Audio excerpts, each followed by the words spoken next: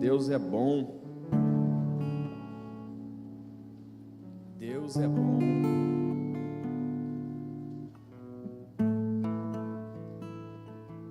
Glória a Deus.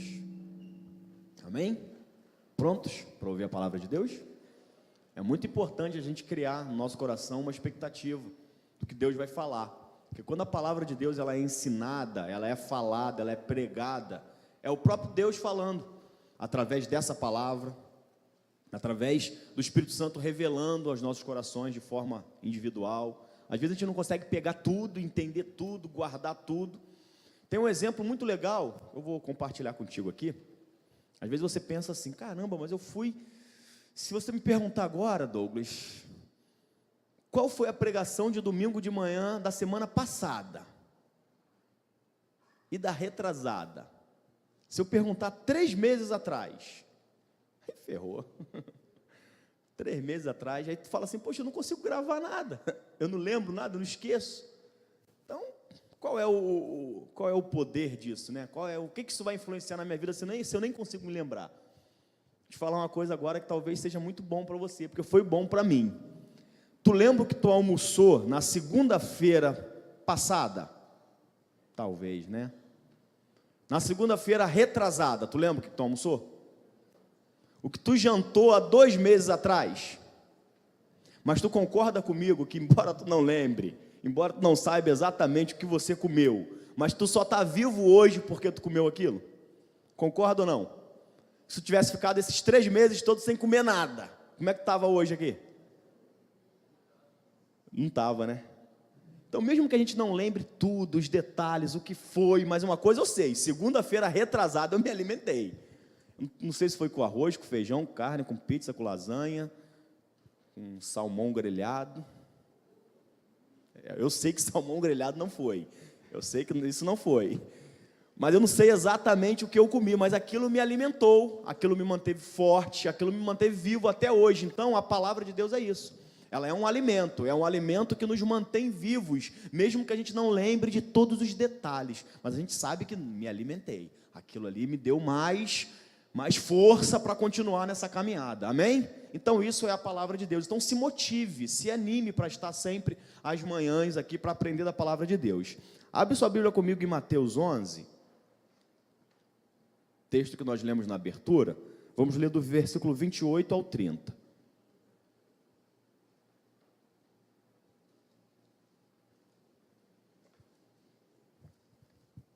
Mateus 11, o versículo 28 ao versículo 30. Como eu disse aqui na abertura, esse é um dos textos que certamente está lá no hall dos textos mais conhecidos da Bíblia. O cara nem crente nunca pisou numa igreja, mas se tu começar, vinde a mim, ele termina. É um dos textos clássicos, no qual Jesus faz um convite para aquele povo que estava ouvindo a ele ali. Vinde a mim, todos vós que estão cansados e sobrecarregados, e eu vos aliviarei. Tomai sobre vós o meu jugo, e aprendei de mim, que sou manso e humilde de coração, e achareis descanso para a vossa alma, porque o meu jugo é suave e o meu fardo é leve. Vamos falar juntos esse texto de novo? Será que a gente consegue? Aí, tira da projeção aí. Apaga a projeção. Vamos tentar aqui no tete a tete para a gente conseguir devagarzinho. Vou falar uma vez, vocês vão repetindo comigo e na segunda a gente tenta. Vinde a mim todos vós que estão cansados e sobrecarregados. Não, continua não, repitam. Vinde a mim, todos vós que estão cansados e sobrecarregados. Repitam.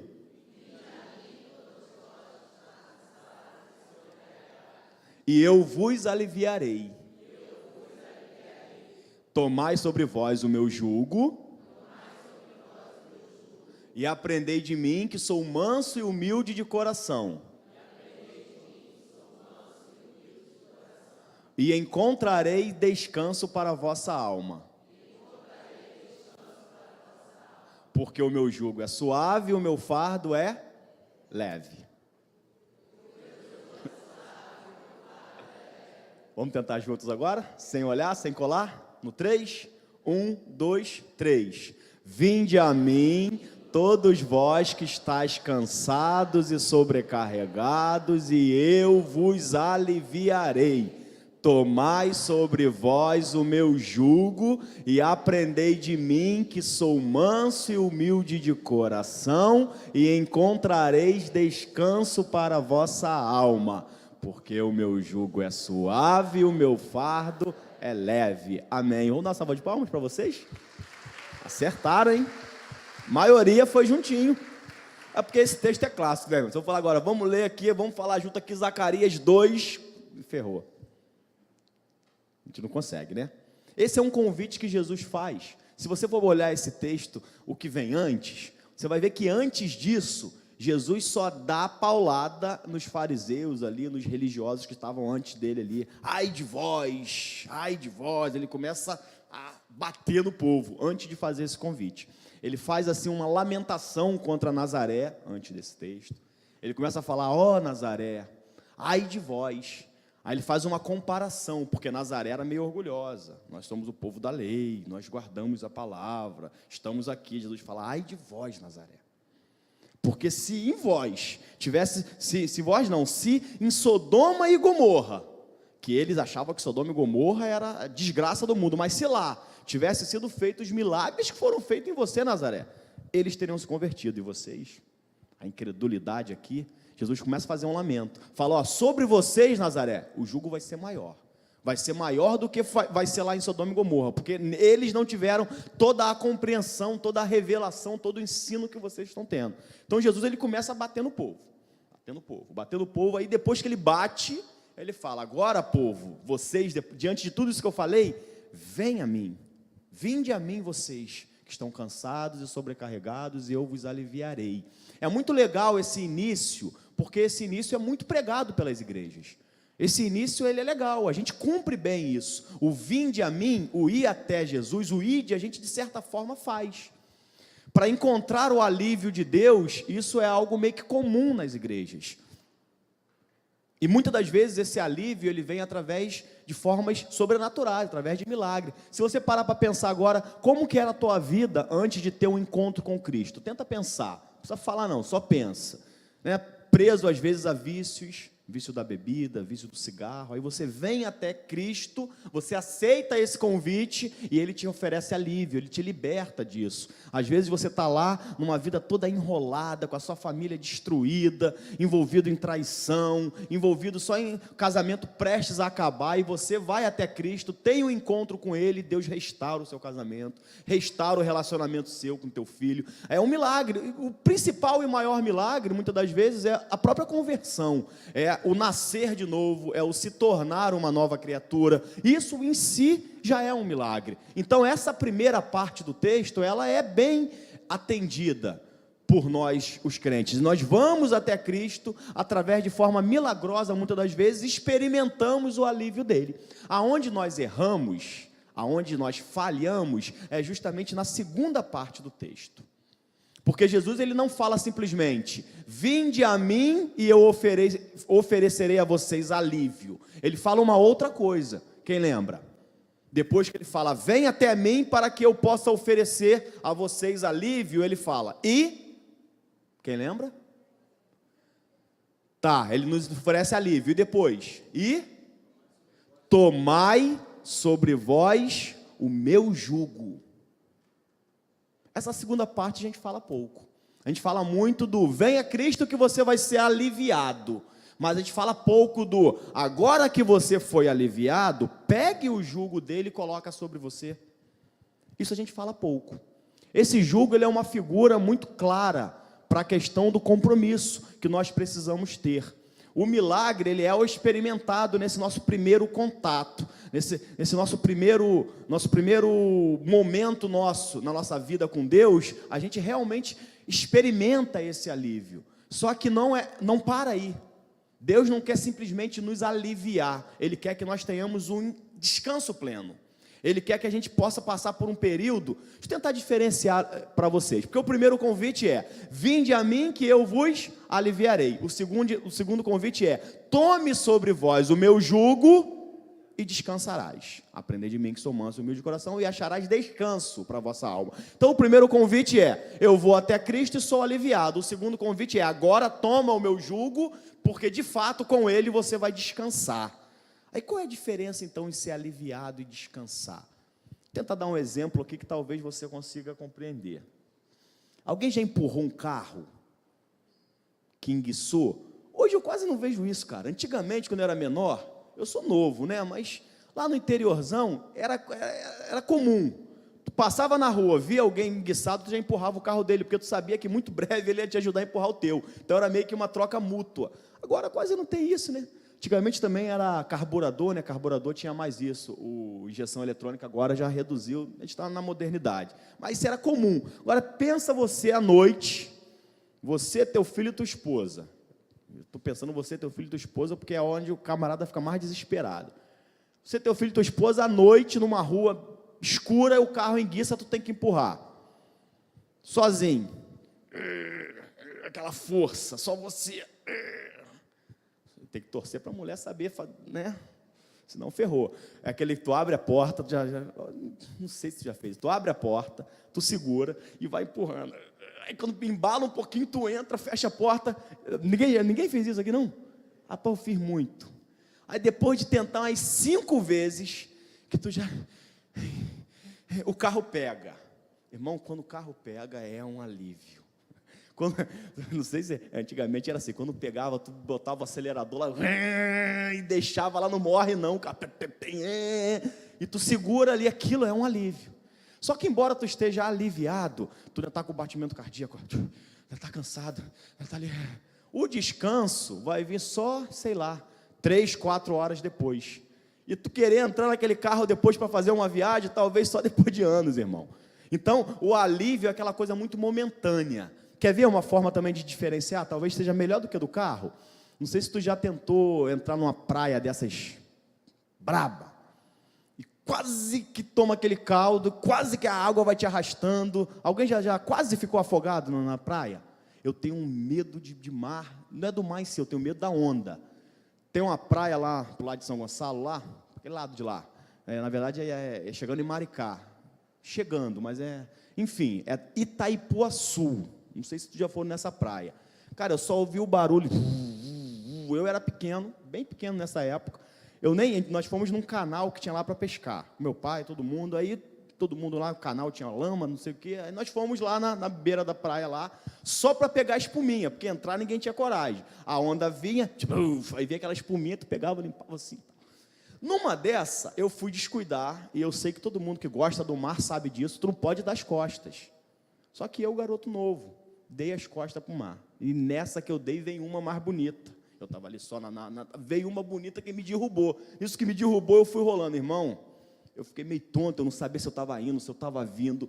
Que desespero. Eu entrando, eu só batia igual um maluco assim na água para tentar sair, me batendo. Quando, eu não sei se foi meu pai, eu não lembro, eu sei que eu só senti alguém me ajudando, me puxando, acho que foi um primo meu na época, eu não lembro quem foi, eu sei que só senti uma mão me puxando, não foi o anjo, não foi nada não, era alguém mesmo, alguém que viu que eu estava ali, me segurou, me puxou assim, eu já desesperado, que alívio, estou vivo, mas tô nervoso e desesperado, só fui descansar, irmão, sei lá, uns 3 dias depois. Quando eu lembrava ainda daquilo, o coração ainda acelerava. O descanso foi vir bem depois. E entrar no mar com onda, acho que até hoje ainda não estou plenamente ainda convicto disso. Então o alívio é aquela coisa momentânea, aquela coisa que acontece ali na hora, é aquele... Agora, o descanso pleno, isso é só com o tempo, isso é só com a experiência, isso é só com a intimidade. Então o convite de Jesus é que a gente consiga ir além do alívio, é que a gente possa chegar ao descanso.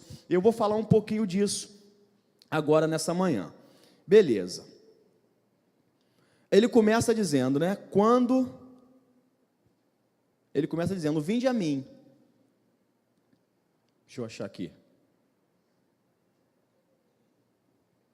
Ele começa dizendo, vinde a mim, é esse convite que ele faz, mas vinde ao Senhor não apenas para obter esse alívio. Isso que eu quero que vocês tenham em mente. Vir a ele também para assinar com ele um compromisso. Porque quando ele fala, toma o meu jugo, o que é o jugo? A gente já sabe, né? O jugo é aquela peça de madeira que a gente colocava no pescoço de um boi ou de um outro animal, para ele vir arando lá o local onde seria feita uma plantação. Arar é tipo abrir sulcos assim na terra.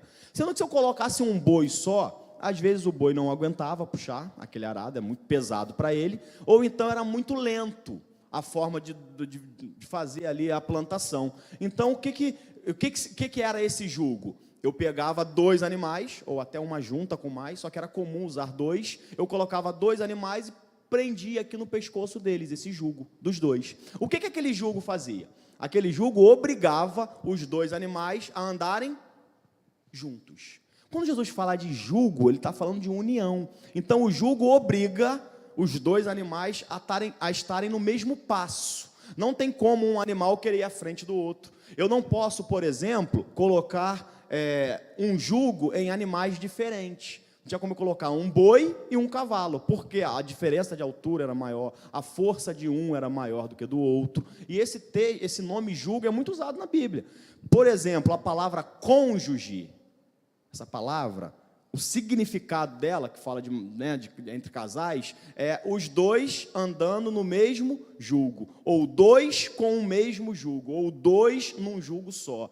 Então a palavra cônjuge é isso, andar com o mesmo jugo, ou seja, são 2 pessoas distintas, um homem e uma mulher, que a partir daquele momento começam a andar juntos. Um não pode ir à frente do outro, um não pode ser mais alto do que o outro, os 2 estão dividindo ali os esforços, os 2 fazem as forças junto. Não tem como um boi, vou relaxar, vou deixar só o outro. Não dá, porque se um for na frente do outro, o outro vai torcendo o pescoço dele. Os 2 são obrigados a andarem juntinhos ali. Se um cansou e parar, ou o outro para também, ou o que parou começa a andar. Não tem como, os 2 têm que andar em comum acordo. Por isso a palavra cônjuge. Paulo usa essa palavra várias vezes, né? Ele fala do julgo desigual, que é o relacionamento entre pessoas, né? Um cristão e um não cristão, por exemplo. Fala de julgo sobre sociedades com quem é ímpio e não é. Enfim, essa palavra é muito comum na Bíblia. Fala muito dessa questão da união, do andar juntos. E quando Jesus fala, tomai o meu jugo, Jesus está fazendo um convite para mim e para você de andem junto comigo. Esse é o convite. Venham e fiquem do meu lado. Quando eu estiver andando, vocês andam. Quando eu parar, vocês param. O esforço é o mesmo. O próprio Jesus falou que nós, da mesma forma que Ele e o Pai eram um, que nós fôssemos um com Ele. Então a intenção do Senhor Jesus é essa, que a gente tome o jugo dele, mas por outro lado a gente fica pensando.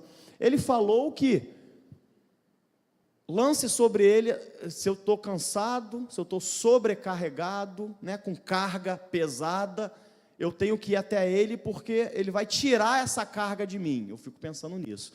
Se o Senhor vai tirar essa carga de mim, eu vou ficar leve, vou ficar tranquilo. Mas por outro lado ele fala, tira a carga de você e coloca o meu jugo em cima. Não parece uma coisa que não está legal? Ou eu tiro a carga e fico com nada, ou eu fico com peso. O que Jesus quer, afinal de contas?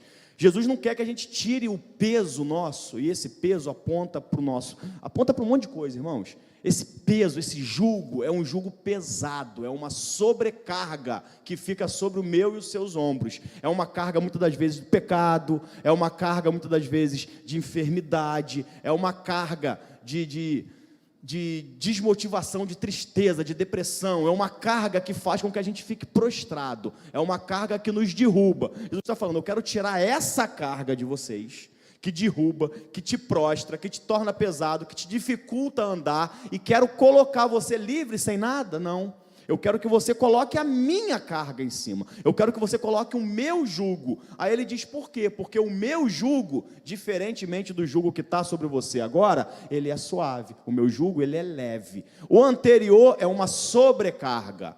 Quem aqui já tentou andar com uma sobrecarga, ou seja, uma carga acima, além do normal? Não consegue. Se você botar num carro, por exemplo, uma sobrecarga, a vida útil daquele carro reduz. Ele tem um máximo ali que ele consegue colocar. Então Jesus está dizendo, tira essa sobrecarga. Eu vou tirar isso, eu vou dar alívio para vocês, eu vou tirar de vocês o pecado, eu vou tirar de vocês toda a incredulidade, eu vou tirar de vocês toda a enfermidade, eu vou tirar de vocês tudo aquilo que está te prostrando, tudo aquilo que está te derrubando, tudo aquilo que está te deixando caído, e vou colocar sobre você um fardo, um jugo que é leve. Agostinho de Hipona, um dos pais da igreja, não só ele, mas outros pais da igreja, comentando sobre esse texto, é muito legal, que eles falam que o jugo de Jesus é como se fosse feito por penas de ave. Então você está tirando um jugo pesado e está colocando um jugo que é feito com penas de ave. E essas penas, elas não pesam, pelo contrário, elas nos ajudam a voar em direção ao céu. Eles fazem lá uma poesia e tal. Mas é interessante essa percepção dos pais da igreja, porque é de fato isso. O jugo de Jesus não é para nos prostrar, pelo contrário, é para nos erguer, é para nos fazer caminhar mais em direção a Ele, caminhar em lugares mais altos. Amém? Então é muito importante essa percepção. Beleza, entendido isso, abre sua Bíblia comigo. Deixa eu beber uma água aqui.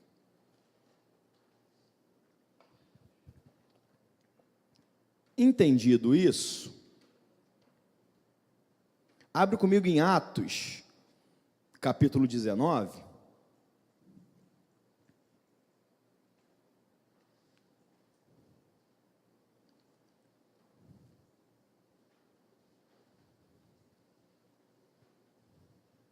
Glória a Deus.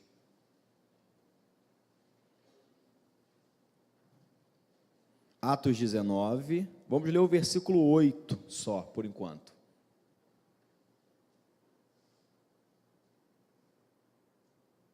Versículo 8 fala: durante 3 meses, Paulo frequentou a sinagoga, onde falava ousadamente, dissertando e persuadindo com respeito ao reino de Deus. Então ele estava lá 3 meses na sinagoga, diariamente lá falando a respeito do Senhor. Visto que algum deles se mostravam empedernidos e descrentes, falando mal do caminho diante da multidão, Paulo, apartando-se deles, separou os discípulos, passou a discorrer diariamente na escola de Tirano. O que isso aqui quer dizer? Paulo, quando chega nessa cidade aqui, Paulo começa, o primeiro contato de Paulo, ele chega na cidade, foi uma das cidades no qual mais milagres aconteceram. Muitas coisas eram sendo feitas. Paulo chegava ali e o poder de Deus descia, pessoas eram ressuscitadas, pessoas eram curadas, pessoas eram transformadas. Aquele primeiro contato de Paulo naquela cidade foi muito forte. Porque o primeiro contato sempre é o vinde a mim, sempre é o anúncio de Jesus para aquelas pessoas. Então Paulo chegou anunciando o evangelho, anunciando as boas novas, e confirmava com as palavras de Paulo o Espírito Santo. O próprio Paulo falou isso, que ele não ia com palavras persuasivas, ele não ia apenas com talento humano, mas ele ia com o poder do Espírito Santo. Então Paulo falava e o Espírito Santo confirmava aquela palavra com sinais e prodígios, e as pessoas, quando viam um milagre, falavam: caramba, eu quero esse Deus. E as pessoas se convertiam em massa, muita gente se convertia, muita gente experimentava o alívio. Só que depois de um tempo de Paulo naquela cidade, Paulo continuou falando, continuou ensinando, e aquelas pessoas começaram a não crer mais. Algumas daquelas pessoas começaram a não dar mais atenção, não dar mais ouvido aos ensinamentos de Paulo. Então, a partir daquele momento, os milagres cessaram. Paulo não conseguia mais, Paulo já, não acontecia. Aquele primeiro momento, aquele fogo, aconteceu porque as pessoas ouviram a palavra, viram os sinais, creram, beleza, eu quero esse Deus. Mas à medida que Paulo foi ensinando, e o ensino, ele chama para a responsabilidade, o ensino, ele chama para o compromisso. No início é só: vem ao Senhor e Ele vai te dar alívio. Ótimo, o que o povo faz? Eu vou. Tem muita igreja que erradamente até faz isso. Vem para cá porque tua vida vai ser mudada. De fato vai, mas a forma com que isso é oferecido não é uma forma totalmente bíblica. Vem para cá que tu vai ser curado. Ó que beleza. Quem não quer? Quem está doente vai. Vem para cá que tu vai ficar rico. Quem não quer?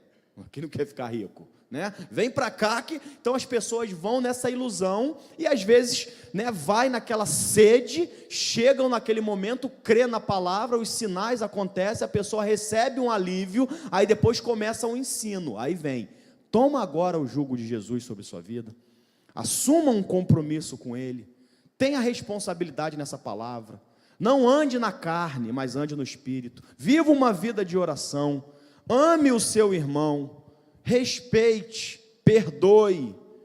Aí começa.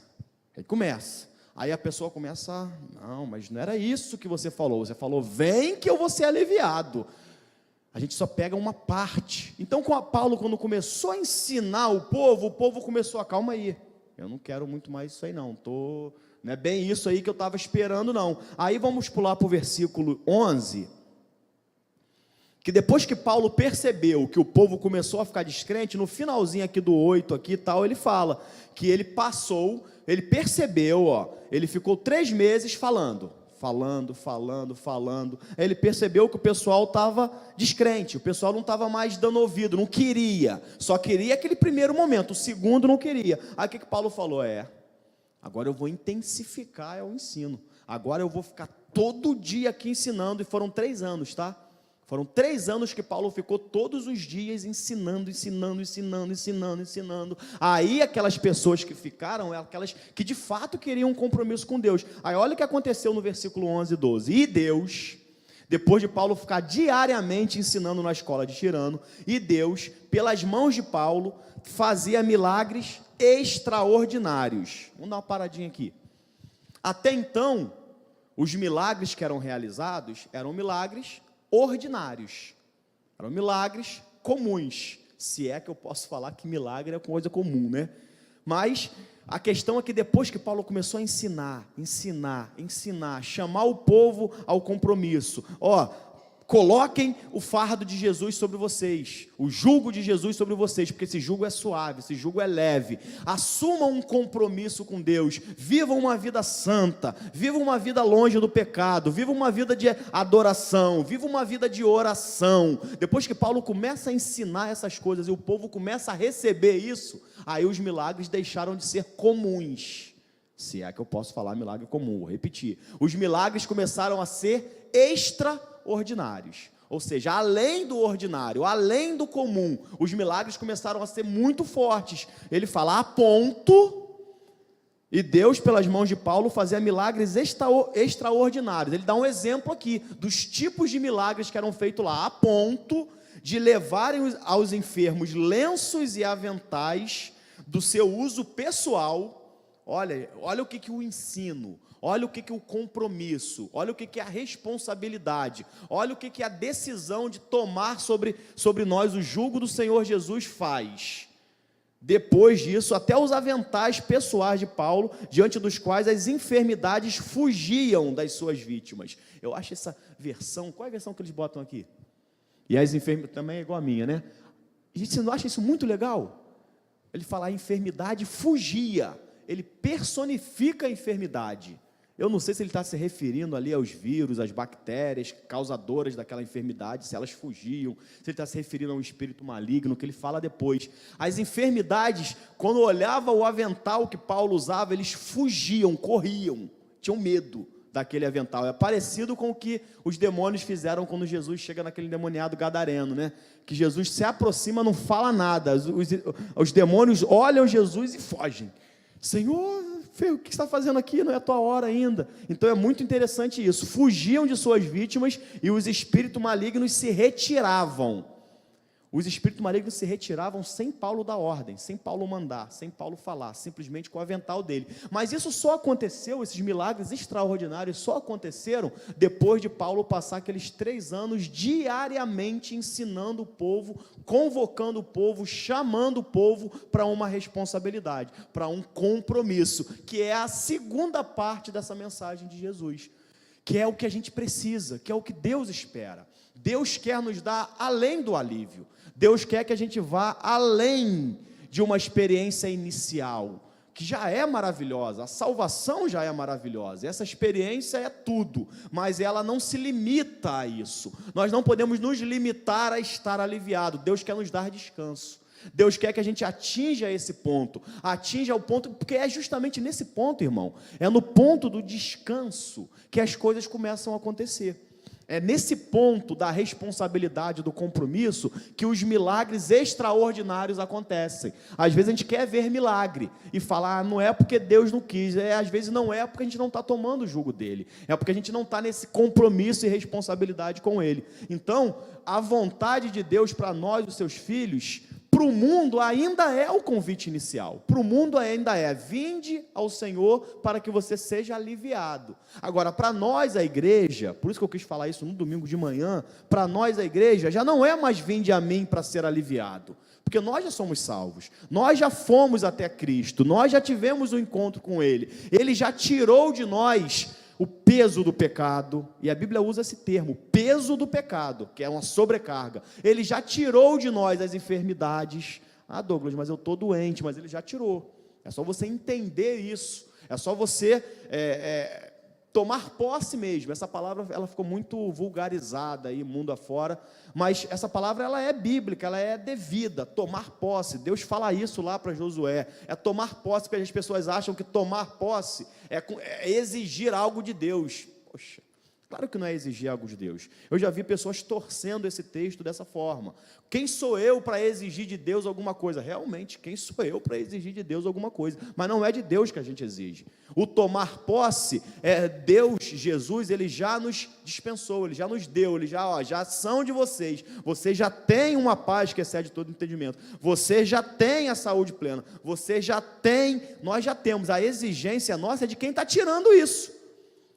Você concorda comigo que se Deus me deu saúde, não é Ele que está tirando? É aquele presente que você dá e não dá? Toma, mas me dá.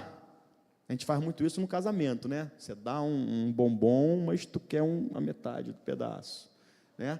Tu dá um negócio aqui, mas vamos dividir. É tudo na divisão.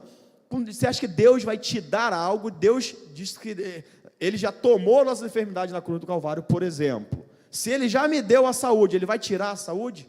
Não, então não é de Deus que eu exijo é de quem está tirando. Deus me deu e o diabo está roubando. A Bíblia fala que ele é ladrão, irmão. Então Deus me deu a saúde, o diabo está roubando dela, é dele que eu exijo, não te pertence, isso é minha. Então tomar posse, não é exigir, não é de Deus, mas de quem está tirando, que é o diabo. Entende isso, irmão?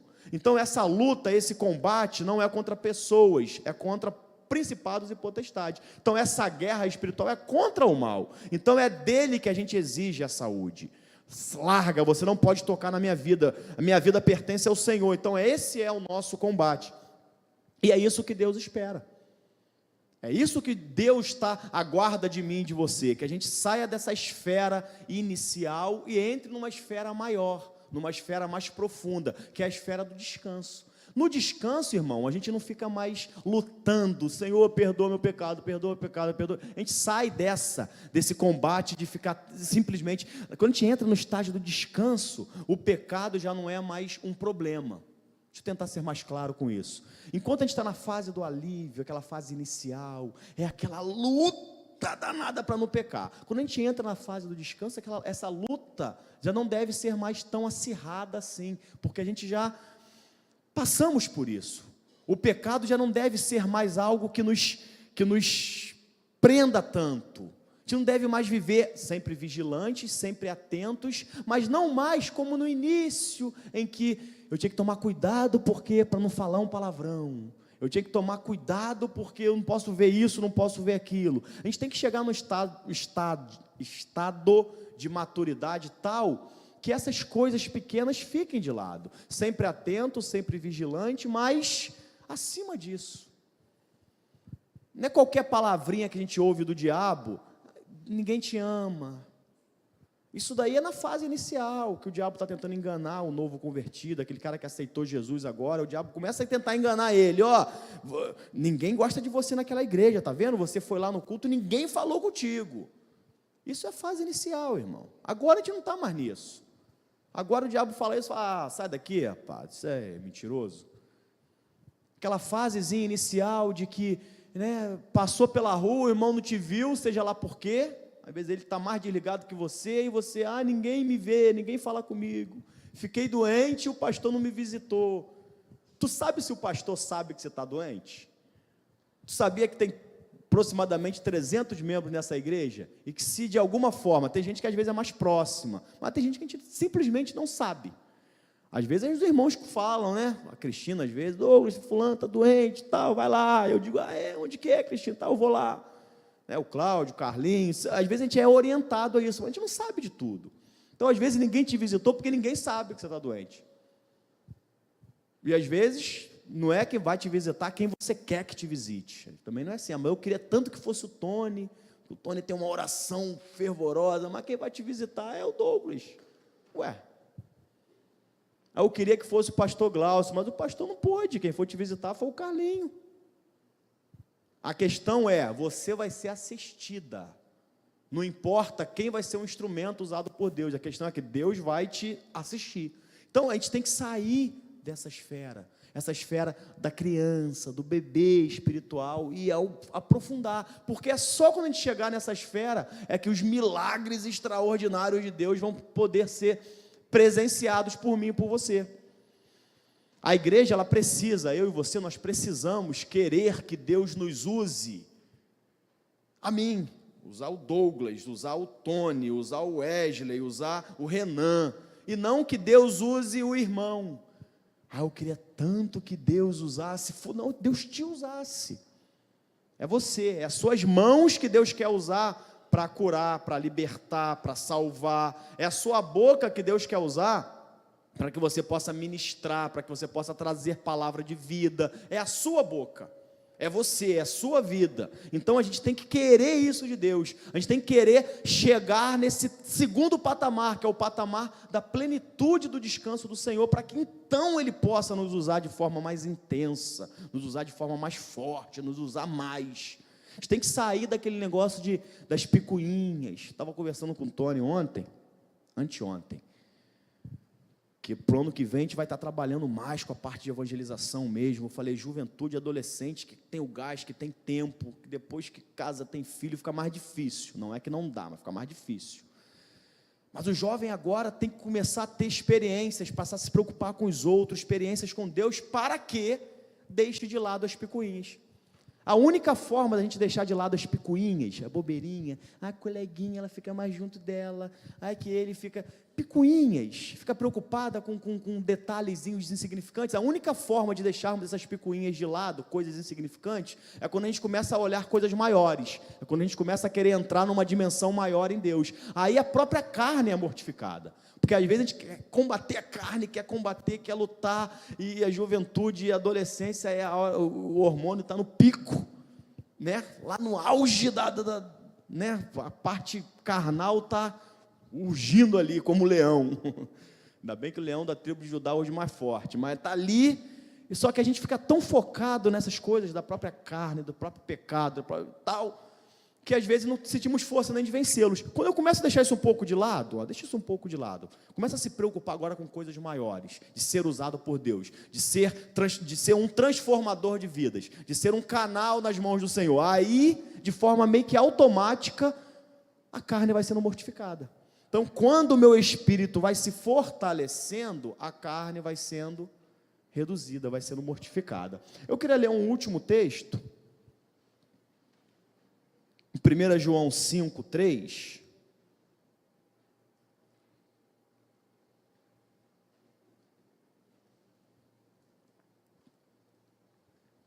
Porque quando a gente fala quando Jesus nos sugere essa troca, porque é uma troca, né?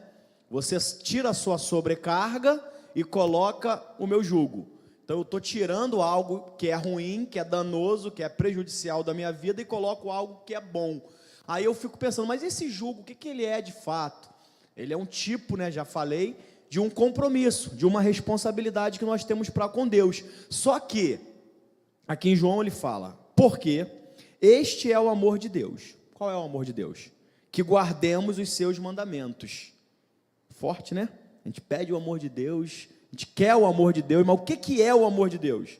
Que guardemos os seus mandamentos. Ora, aí João fala algo maravilhoso. Seus mandamentos não são pesados. A minha versão fala penosos. Então, de novo, vem contribuir com o que Cristo falou. Olha, o meu jugo, ele é suave, o meu jugo, ele é leve, ele não é pesado. Os mandamentos do Senhor, eles não são pesados, e é justamente o cumprimento desses mandamentos é que vai fazer com que a gente saia do estágio do alívio e entre no estágio do descanso. Ele termina, porque todo o que é nascido de Deus vence o mundo, e essa é a vitória que vence o mundo, a nossa fé. É isso que Deus quer. Ele quer que a gente possa assumir esse compromisso, um compromisso de cumprir os seus mandamentos, mandamentos que são leves, que não são difíceis, que não são penosos, mandamentos que a gente consegue cumprir com facilidade, mandamentos que não são religiosos, porque um dos objetivos pelos quais Jesus falou lá para aquele povo, vinde a mim, vocês que estão sobrecarregados, ele estava falando para um povo, que estava ali vários líderes religiosos, que estava colocando uma carga pesada sobre o povo, de cumprimento de leis, de cumprimento de obrigações, que muitas delas nem estavam na Bíblia, e eles obrigando o povo a fazer aquilo, e o povo não conseguia, nem mesmo aqueles fariseus que obrigavam o povo a cumprir aquilo, cumpriam. Aí Jesus fala, olha só, larga isso aí, deixa esse povo para lá, vem até mim, vem a mim que eu vou tirar essa carga de religiosidade em cima de vocês, esses mandamentos pesados, eu vou tirar tudo isso para vocês, porque os meus mandamentos, o que eu vou ensinar a vocês, é fácil, dá para vocês cumprirem, não é um monte de regras, mas simplesmente uma vida, é sempre uma vida que você vai conseguir através da fé. Você acredita, você tem fé, pronto, é só isso que eu preciso. A partir daí, você vai vencer o mundo. Você vai vencer as hostes do mal, você vai vencer o diabo, você vai vencer a sua carne, você vai vencer. Agora, você tem que vir nessa direção, você tem que vir a mim e aceitar colocar esse jugo. Amém, irmãos? Percebem isso? Então, essa manhã, mensagem muito simples, mas que você, de tudo que eu falei, se você guardar no seu coração um desejo de querer ir mais fundo, para mim está ótimo. Queria chamar os músicos, queria cantar uma música antes de eu fazer uma oração. Querer ir mais fundo, querer mergulhar mais fundo em Deus, querer realmente abraçar, Senhor, vem, me manda, eu quero ser um contigo, eu quero estar do seu lado nesse jugo aí, eu quero que a gente junto vá andando, vá empurrando aí esse arado aí. O arado, ele fala de um trabalho, irmão. O arado, ele fala de quando eu cavo sulcos na terra para jogar sementes, está falando de um trabalho, está falando de um ID, está falando de uma missão, de uma obra que tem que ser feita. Jesus está dizendo, ó, vamos fazer essa obra juntos, eu vou fazer junto de vocês, vamos nós dois juntos, lado a lado. O jugo faz com que os dois andem lado a lado. Então o convite de Jesus é esse, ó, nós dois, lado a lado, vamos fazer essa obra, que você sozinho não consegue, que você sozinho não vai ter bom êxito. Contigo do meu lado a gente vai.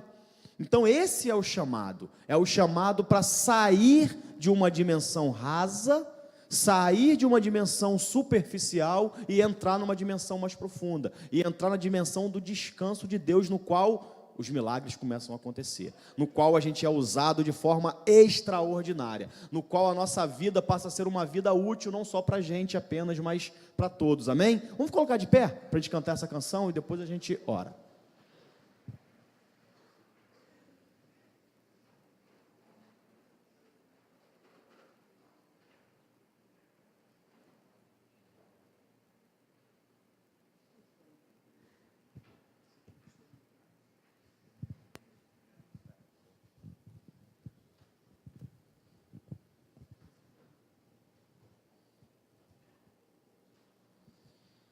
Aleluia. Palavra maravilhosa nessa manhã, né, irmãos?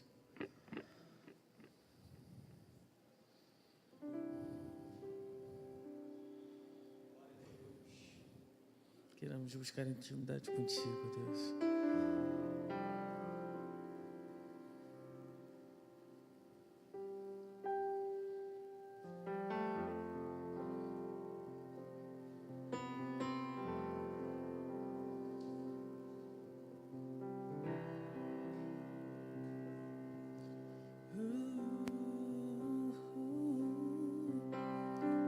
Seguro estou nos braços aquele que nunca me deixou.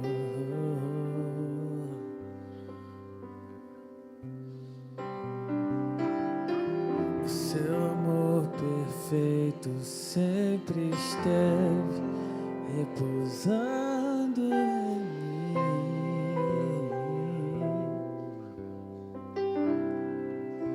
E se eu passar pelo vale,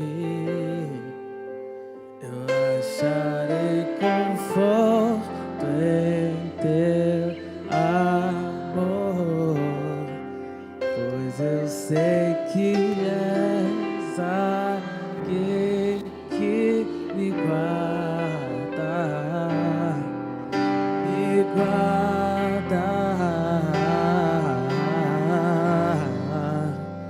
Em teus braços é meu descanso,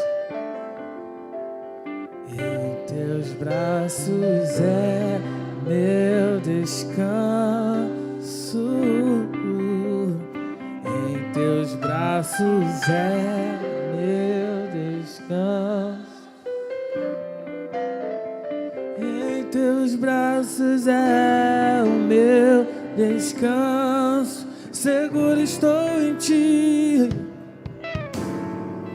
seguro estou nos braços daquele que nunca me deixou.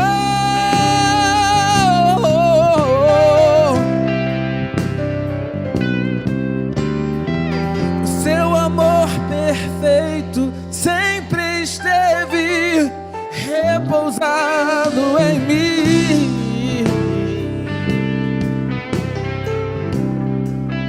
E se eu passar pelo vale, eu acharei conforto em teu amor, pois eu sei que és aquele que me guarda, me guarda.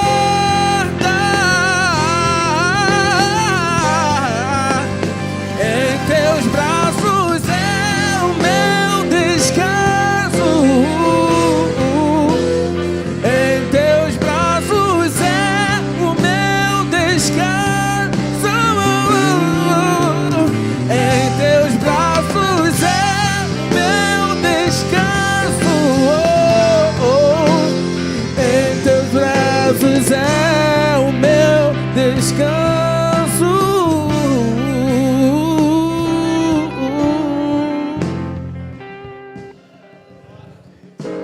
Oh, eu posso descansar em ti. Eu vou a ti, vou a ti. Recai em tua graça,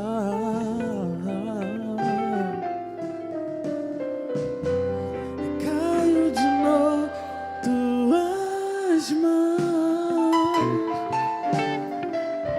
recai em tua graça,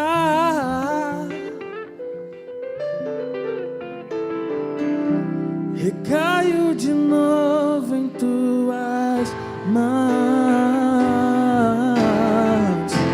recaio em tua graça,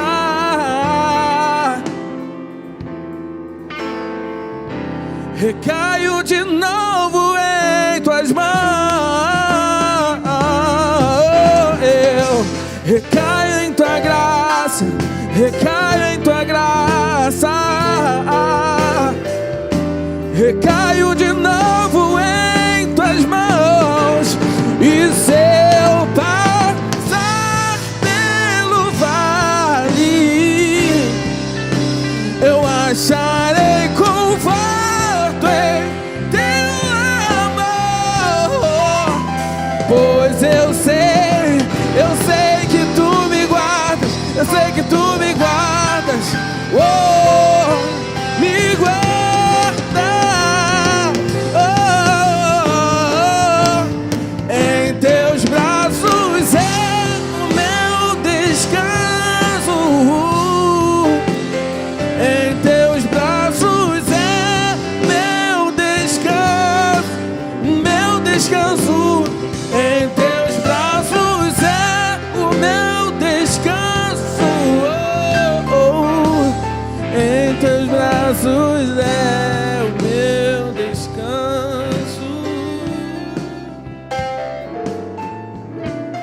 Esse é o convite nessa manhã. Experimentarmos, desfrutarmos do descanso de Deus, irmos além de um alívio, mas descansarmos plenamente no Senhor. O chamado nessa manhã é de assumirmos um compromisso. Eu sei que já assumimos um compromisso lá no ato da nossa conversão, quando levantamos as nossas mãos, quando nos batizamos. Aquilo foi um compromisso, mas um compromisso inicial. O convite nessa manhã não é esse convite inicial que vocês já fizeram, mas um convite de santificação, de santidade, de uma vida mais profunda, mais íntima, de maior dedicação, de maior responsabilidade com o Senhor. Ô Espírito Santo, que o meu irmão,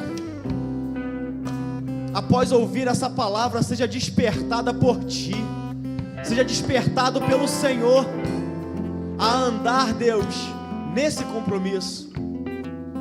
Seja despertado, Deus, a não simplesmente ficar sem as cargas e sobrecargas do mundo, mas a colocar, Deus, o Teu jugo, sabendo que esse jugo, Deus, vai erguê-lo, sabendo que esse jugo, Deus, é suave, é leve.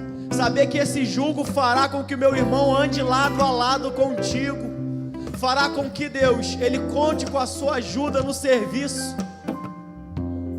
Ô Pai, guarda meu irmão, ajude ele, Deus, a cumprir esse compromisso contigo, de andar em santidade, de andar em amor, de andar em perdão. Ô Deus, que o meu irmão não venha se prostrar diante das mentiras do diabo, diante, Deus amado, das circunstâncias que se apresentam, muitas das vezes, circunstâncias difíceis,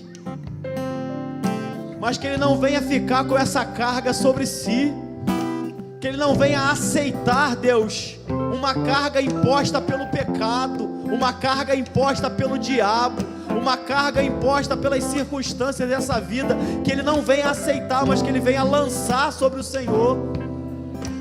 Assim como o apóstolo Pedro fez esse convite de lancemos sobre Deus as nossas ansiedades, que venhamos também lançar sobre Deus a nossa sobrecarga, lançar sobre Deus os nossos pecados. Ô Pai, para que então possamos, Deus, ser aliviados por Ti e em seguida andar no Seu descanso. Em nome de Jesus, em nome de Jesus, amém. Glória a Deus, glória a Deus. Vamos dar uma salva de palmas ao Senhor, depois vamos sentar. Amém. Amém. Deixa eu te dar os avisos aqui.